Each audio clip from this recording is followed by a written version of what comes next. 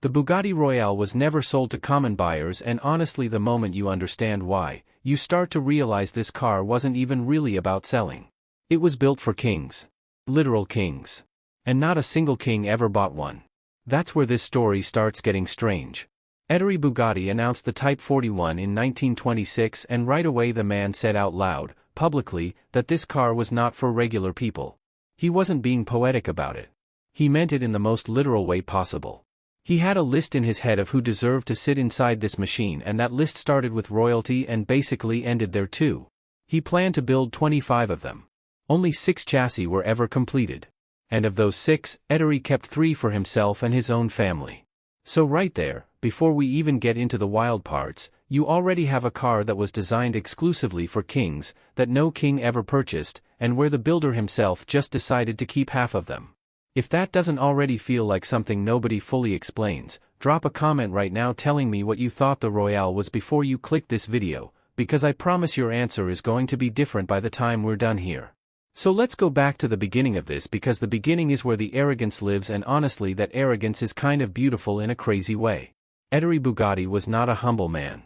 He was a craftsman who genuinely believed he existed on a different level than every other car builder alive, and the Royale was his way of proving that belief out loud. The engine alone was 12.7 liters. To put that in a way that actually means something, that's bigger than most truck engines today, and this was 1926. The wheelbase stretched over 14 feet. The hood was so long that if you parked this car next to most modern vehicles, the hood alone would be longer than the entire car next to it. He priced it at the equivalent of what 100 average cars would cost at that time. Not 10. 100. And he genuinely went and personally approached the royal families of Europe expecting them to buy. The King of Spain, Alfonso XIII, was one of his targets. Several others were contacted. And they all said no. Some couldn't actually afford it at that price point. Some just weren't interested. Ettore reportedly took this personally, very personally, and at some point he made a statement that became one of the coldest things ever said in automotive history.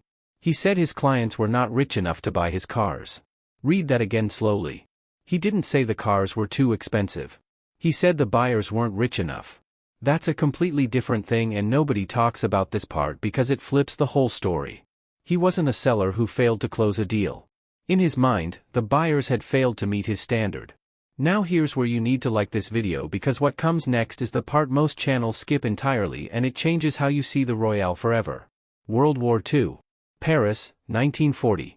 German forces are moving into the city, and Ettore Bugatti's factory and estate in Alsace are directly in the path of this. And sitting in a garage somewhere near Paris are these Royales, these massive, irreplaceable, 6 custom-built machines that represent everything Ettore built his entire life around. The Nazis were actively collecting valuable assets. Cars, art, property, everything. And Ettore and the people around him made a decision that sounds almost unbelievable until you realize they had no other choice. They hid the Royales in the sewers. Underneath Paris.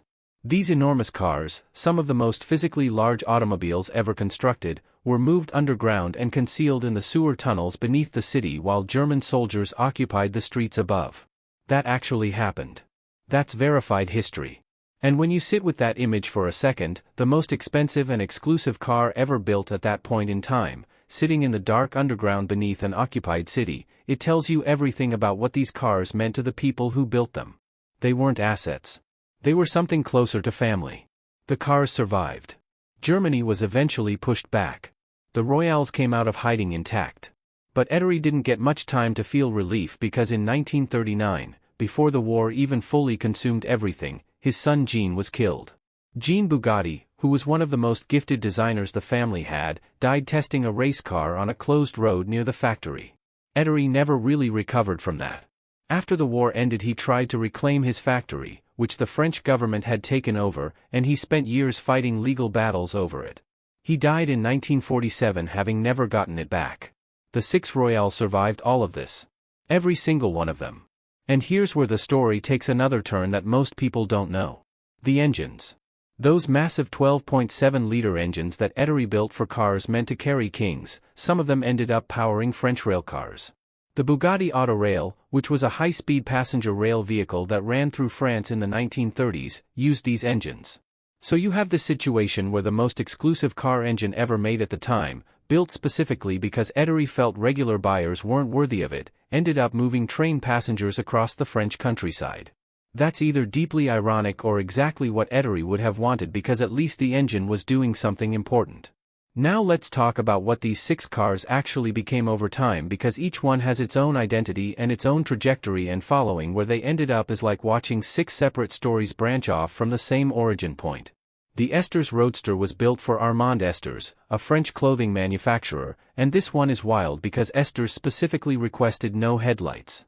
He told Ettore he only intended to drive during the day, so he didn't need them. Ettore built it exactly that way. No headlights. On a car that cost what it cost.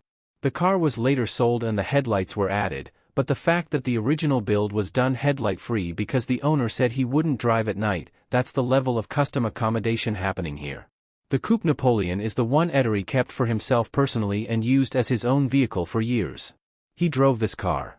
The man who built the most exclusive automobile on earth used it as his personal daily driver in the way that wealthy people use personal vehicles.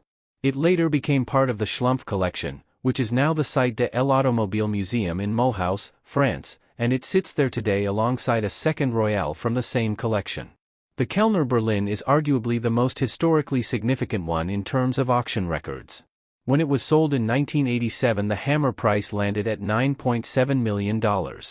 At that moment it became the most expensive car ever sold at auction. Ever. At that time. That record stood for years. And this wasn't some pristine museum piece that had been perfectly preserved in a controlled environment. This was a car that had lived through an era, through hiding in sewers, through the chaos of the 20th century, and it still commanded nearly $10 million in 1987 money. Ralph Lauren owns one of the 6. The Park Ward-bodied Royale. And if you know anything about Ralph Lauren's car collection, you know he doesn't buy cars as decorations. His collection is considered one of the most serious private automotive collections on earth, and the Royale sits at the top of it. There's actually a famous photograph of Lauren standing next to it, and the scale of the car relative to a human being standing beside it is almost disorienting. The hood goes on forever. The Weinberger Cabriolet has one of the more interesting post-war histories because it passed through multiple owners before landing in American hands, and it's one of the Royales that has been seen publicly at concours events, which means people have actually stood next to this thing in person and tried to process what they were looking at. Here's what I keep coming back to though. Ettore built this car specifically so that only the most important people on earth could have it. Kings. Heads of state. People whose social position was so elevated that even being associated with a Bugatti Royale would be appropriate for them. And that plan failed completely at the first step. No royalty bought one. But then the car went on to become, without any help from the original intended buyers, the single most valuable, most historically significant, most obsessively documented automobile of its entire generation. The rejection didn't kill it. The rejection might have actually made it. Because if Ettore had sold all 25 to various royal families across Europe, some would have been lost in wars, some would have been neglected, some would have been destroyed or stripped for parts during the economic chaos of the 1930s.